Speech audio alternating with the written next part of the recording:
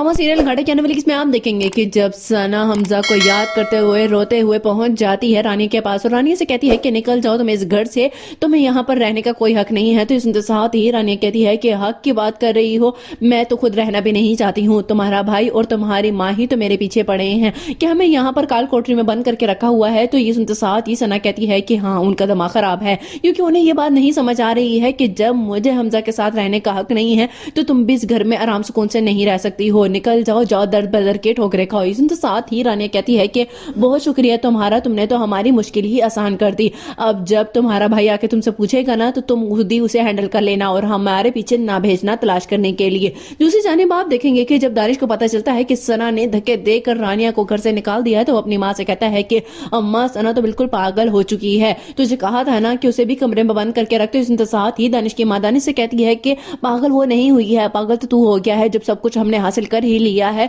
तो फिर क्यों और माँ बेटी को हमारे सर पर रखा हुआ है। इसके साथ ही दानिश कहता है कि रखना बनता था। और तुझे एक और नई खबर बता दूं, उस मजनू ने हम पे केस कर दिया है। ये सुनते साथ ही दानिश की माँ कहती है कि केस, किस चीज का केस कर दिया है। तो ये सुनते साथ ही दानिश कहता है कि उसे लग गया है पता कि हम धोखा दे रहे हैं, सब कुछ हमने बहुत ही आसानी से हथिया लिया है। ये सुनते साथ ही दानिश की माँ कहती है कि जाने दे, उसके पास कौन सा ऐसा सबूत होगा जिसकी बिना पर वो ये सब कुछ कर रहा है और केस जीत पाएगा। हम जीत लेंगे, पैसा है ना हमारे पास।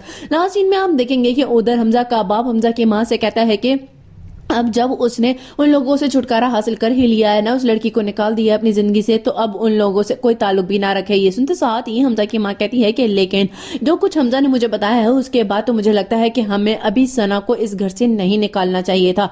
ये सुनते साथ ही हमजा का बाप कहता है कि ये जो तुम दोनों कर रहे हो ना, बहुत ही ज्यादा बड़ा घाटा हासिल होने वाला है तुम्हें। ये सुनते साथ ही हमजा की माँ कहती है कि कुछ घाटे में नहीं जाएगा, अगर जाएगा तो सिर्फ और सिर्फ वो लोग ही जाएंगे। अब मुझे अंदाजा हो चुका है कि हमें उनसे कैसे निपटना है। इसके साथ ही हमजा का बाप कहता है कि ठीक है, देती रहो तुम अपने बेटे का साथ।